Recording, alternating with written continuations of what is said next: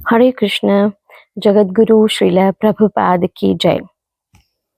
तो आज हम श्रीमद् भगवत गीता यथारूप का पहला अध्याय का 6वां श्लोक से 10वां श्लोक तक आगे की पढ़ाई हम लोग करेंगे। तो प्रारंभ करने से पहले गुरु वंदना करेंगे। ओम अज्ञानतिमिरान्धस्य ज्ञानाञ्जनशलाकया चक्षुरुन्मीलितं येन तस्मै श्री गुरवे नमः। जय श्री कृष्ण चैतन्य प्रभु नित्यानंद श्री अद्वैत गदाधर श्रीवासादि गौर भक्त वृंद। हरे कृष्ण कृष्ण कृष्ण हरे हरे, हरे राम राम राम हरे हरे। तो पिछली कड़ी में हमने देखा था कि प्रथम अध्याय का प्रथम श्लोक से 5वां श्लोक तक, तो उसमें 5वां श्लोक में दुर्योधन अपने गुरु द्रोणाचार्य जी के समक्ष जाकर पांडव पक्ष में जो जो योद्धा है उनके बारे में परिचय दे रहा था। तो 6वां श्लोक में क्या बोल रहा है? युधामन्युश्च विक्रांत उत्तमौजाश्च वीर्यवान सौभद्रो द्रौपदेयाश्च सर्व एव महारथाः।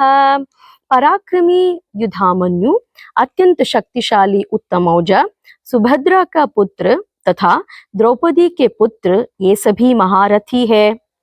तो आगे भी 6वां श्लोक में वो पांडव पक्ष का ही परिचय दे रहा है कि पांडव पक्ष में सुभद्रा का पुत्र जो अभिमन्यु है उसके बारे में बोल रहा है, और द्रौपदी के 5 पुत्र जो उप पांडव है उनके बारे में भी बोल रहा है कि वो महारथी है, और उत्तमौजा युधामन्यु जैसे महापराक्रमीशाली योद्धा भी पांडव पक्ष में है। तो 7वां श्लोक, अस्माकं तु विशिष्टाये तान् निबोध द्विजोत्तम नायका मम सैन्यस्य संज्ञार्थम तान् ब्रवीमि ते। किंतु हे ब्राह्मण श्रेष्ठ, आपकी सूचना के लिए मैं अपनी सेना के उन नायकों के विषय में बताना चाहूंगा जो मेरी सेना को संचालित करने में विशेष रूप से निपुण है। तो अपने गुरु द्रोणाचार्य जी को दुर्योधन आगे बोल रहा है, आपकी सूचना के लिए हे गुरुवर, मैं मेरे यानी कौरव के जो सैन्य में उपस्थित बड़े बड़े योद्धा है, रथी महारथी है, उनका भी परिचय कराना चाहता हूँ।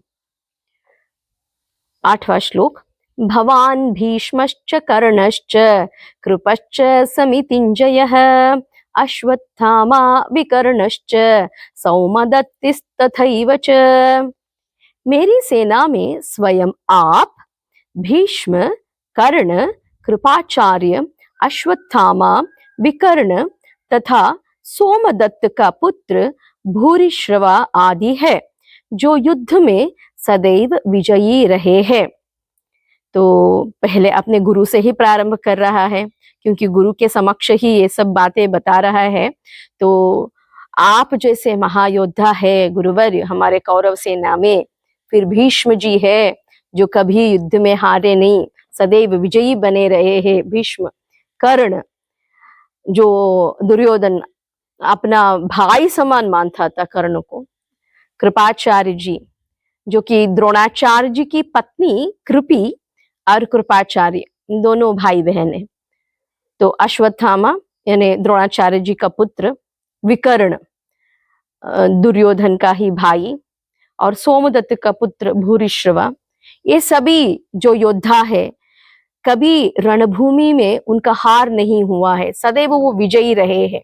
ऐसे सदैव विजयी रहने वाले योद्धा हमारे कुरु पक्ष में है गुरुवर, ऐसे बोल रहा है।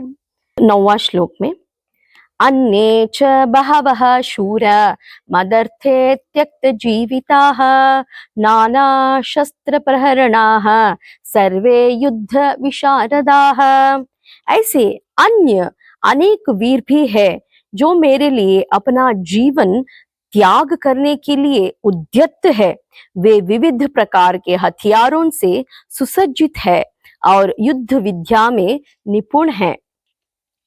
तो कौरव पक्ष में अन्य यानी जैसे कि जयद्रथ, कृतवर्मा, शल्य, ये सभी दुर्योधन के संबंधी थे। तो ऐसे इनके जैसे ही अनेक और बहुत वीर योद्धा है जो मेरे लिए अपना प्राण भी त्याग सकते हैं। हे गुरुवर, ये सब हमारे कुरु सैन्य में शामिल है। तो एक जैसे दुर्योधन ये समझ रहा है कि इतने विजयी योद्धा और मेरे बड़े बड़े जो संबंधी आदि है वे सब मेरे पक्ष में हैं। तो उसको एक अंदर से एक आत्मविश्वास जागृत हो रहा था कि मैं ही जीतने वाला हूँ, विजयी मेरे पक्ष में ही होगा। हालांकि ऐसे नहीं था, हम सब जानते हैं कि क्या हुआ बाद में, है ना। तो 10वां श्लोक, अपर्याप्तं तदस्माकं बलं भीष्माभिरक्षितं पर्याप्तं त्विदमेतेषां बलं भीमाभिरक्षितं। हमारी शक्ति अपरिमेय है और हम सब पितामह द्वारा भली भांति संरक्षित है, जबकि पांडवों की शक्ति भीम द्वारा भली भांति संरक्षित होकर भी सीमित है, ऐसा दुर्योधन बता रहा है। यानी इस श्लोक में दुर्योधन एक तुलनात्मक शक्ति का अनुमान लगा रहा है। जो भीष्माचार्य जी थे वो अनुभव में, शक्ति में अपरिमेय गुणों का खान थे वे भीष्माचार्य। तो उनको कोई टक्कर आज तक दे ही नहीं पाया था इतिहास में। तो वो भलीभांति जानता है कि कुरुक्षेत्र रणभूमि में जो कौरव सैन्य जो भीष्माचार्य जी के द्वारा संरक्षित है, उनकी सेनाधिपत्य के पीछे वे लोग बहुत अच्छा युद्ध कर पाएंगे, ऐसा आत्मविश्वास तो था दुर्योधन को। उसके साथ साथ में वो तुलना कर रहा है पांडवों की जो व्यूह रचना किया हुआ है, जो भीम उनके समक्ष भीष्मदेव का तुलना कर रहा है। दुर्योधन हमेशा जो भीम के प्रति ईर्षालु था। वो जानता था कि अगर कोई दिन उसका अंत होगा तो वो भीम के हाथों ही मरेगा, वो भली भांति जानता था। पहले से ही दुर्योधन को भीम के बल पर बहुत ईर्ष्या थी। भीम को अनेक बार उसने मारने की भी कोशिश किया था जब वे छोटे थे।